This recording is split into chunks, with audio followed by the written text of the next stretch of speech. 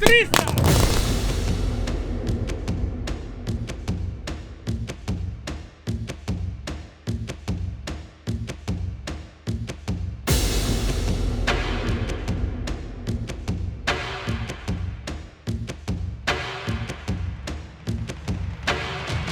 Так, пиши.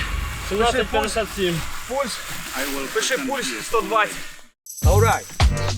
So, if we are ready, second move.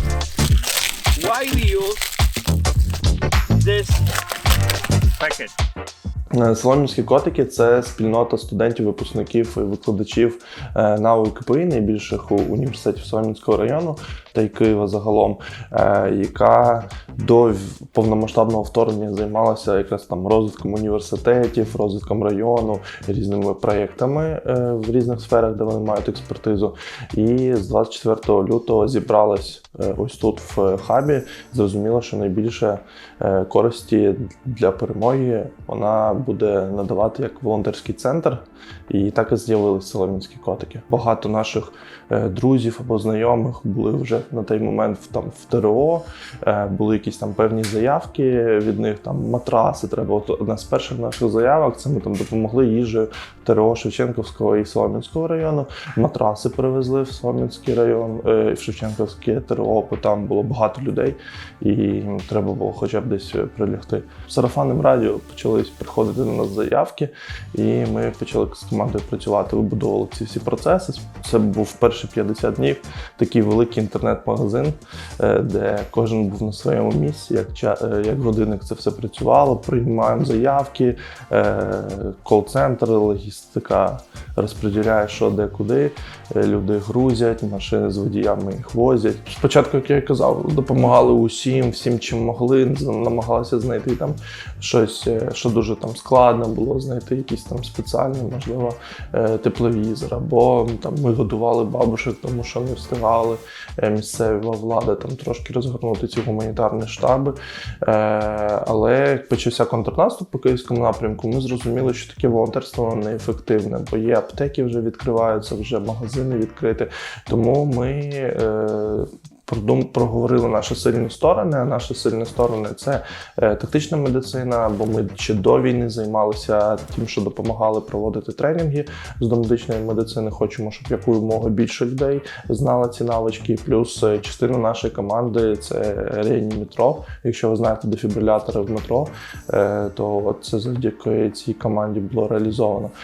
І другий напрям – це гуманітарне розмінування. Ми спробували одну заявку.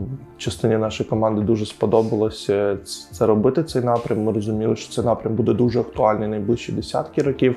І ми вирішили сфокусуватися на цих двох напрямках і найбільше користі саме з фокусом робити десь після перших 50 днів війни. Цього ЖЕКа, до речі, дуже дивна будова. Тут не зрозуміло, скільки в ньому поверхів через цей цокольний. І ми все зайняли, повиганяли трохи дівчат ЖЕКу з кабінетів, попросили їх, щоб вони нам на деякий час уступили це все. І ми тут зробили свої склади. От ми заходимо на перший склад.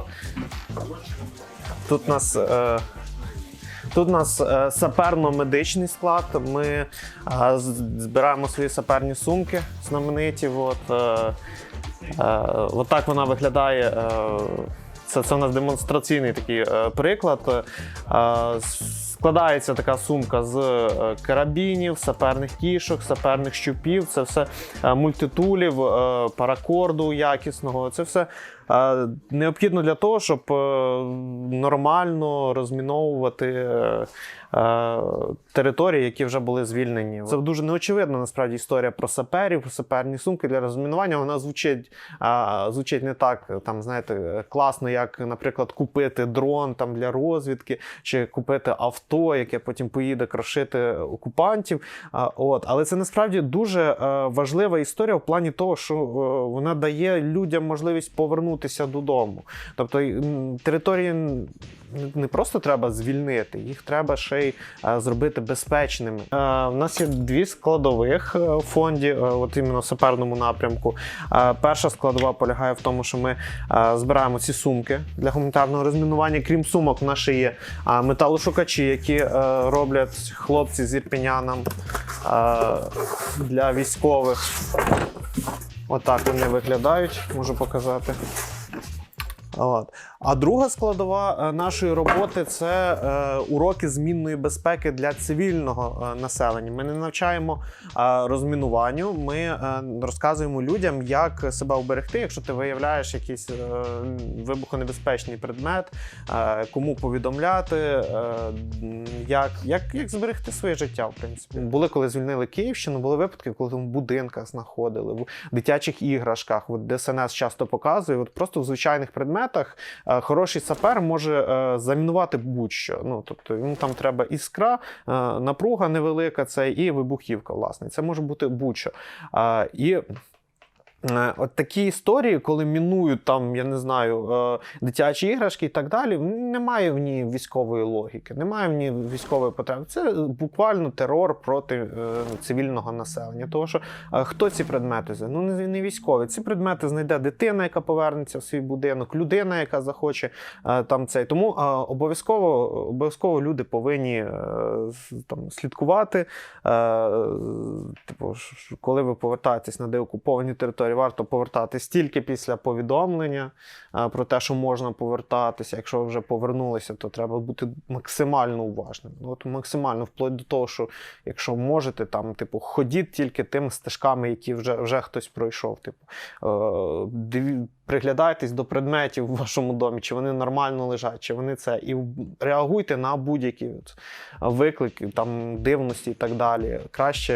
Краще бути занадто уважним, ніж потім заплатити за це своїм здоров'ям. Це такий наш другий склад. Тут знаходяться аптечки. Нам допомагає в цьому напрямку Міністерство охорони здоров'я.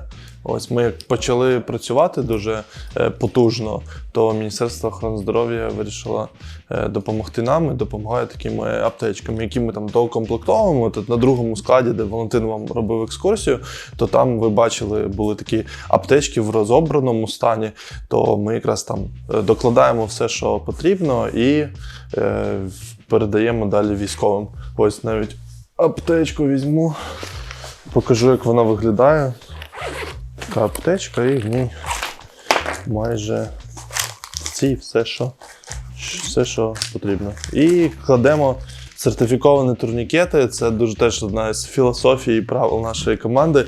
Ми за сертифіковані турнікети, а все те, що хоч би щось, щоб спасти життя, не підтримуємо, і саме дільні турнікети на 3D-принтерах теж. Ще ми в кожну аптечку кладемо карту бійця. Наші інструктора переклали її на українську мову, вона там сертифікована по всім правилам. Тут навіть написано «Солом'янські котики». Ось. І також бійцям передаємо. І, ну, як я казав, що одне з наших правил – це навчання, а вже потім забезпечення аптечками. Тому ми навчаємо військових і цивільних і запрошуємо всіх до нас на курси до медичної допомоги, на курси тактичної медицини. Заповнюйте заявки в соцмережах Солом'янських котиків і приходьте, навчайтеся, отримуйте актуальні знання, які допомагають врятувати життя. Это нам не нужно. Или взять, если другой кто-то ходится. Бери, Дима, если что будет. Все, сам Камчинского идут. Окей, вони всього. Все, все. Я можу.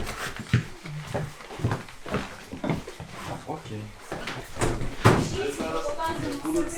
Сейчас Камчик подойдет на второй. Что, визуально? Там все правильно стоит. Классно, да, спили? Да, отойди.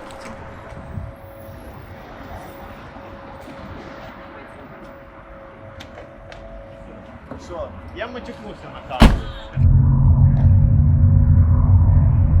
А оце авто, на якому ми їдемо, це нам передали латвійці. У нас є партнерський проект «Колеса свободи» називається. Хлопці передають Машини для ЗСУ за кордоном. за кордоном. Сейчас тебе дам. Check your record. Каска есть? This is Как каски GLS нету? backpack. Yes? Как вы подготовлены к занятию? Идеально солдат. Maybe you left it into the assess card, and I will assess everything what you do. On this simulation, this try simulation, I will tell you what you should to do now. One fall! Громче, тебя не слышно!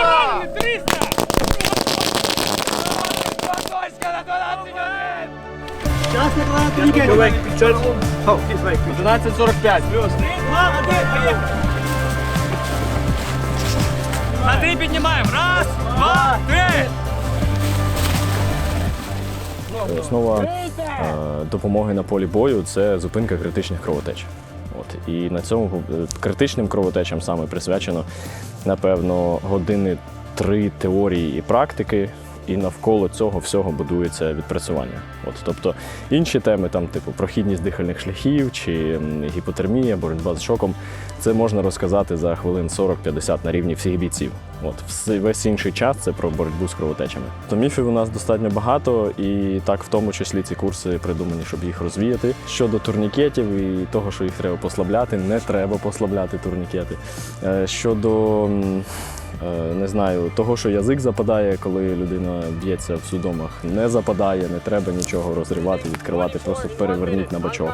Більшість людей спокійно сприймають інформацію, засвоюють нові знання, і це не є проблемою. Нам регулярно навіть сусідні центри, ну, типу, з якими, будь ласка, ми інструкторів зібрали і проводимо навчання, вони навіть нам залишають фідбек, що типу вони після нас навчали бійців у військових частинах, і бійці кажуть, що у них було кілька різних центрів навчальних, і котики – це, типу, єдиний, після кого щось залишилось в голові.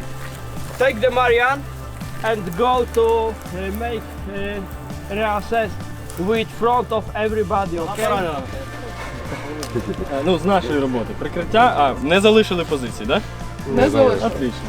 We didn't, the fire group did not left their position. Навчаємо військових в основному, також навчаємо цивільних. Військових вчимо рівню All Service Members, це те, що мають знати всі бійці, незалежно від того, це там генерал, чи пілот літака, чи водій танка. Навчання триває десь приблизно 8-9 годин, і за цей час вчимося відпрацьовувати все за протоколом Марч, за міжнародним світовим стандартом тактичної медицини.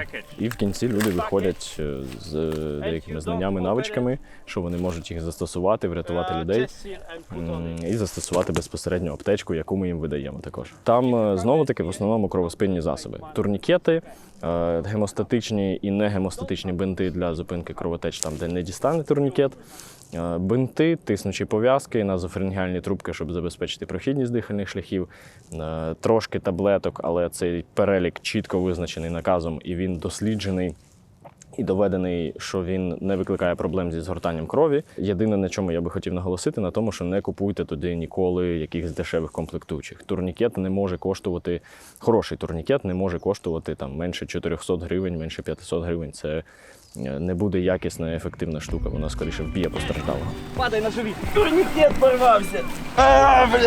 Треба другий турнікет. Є турнікет.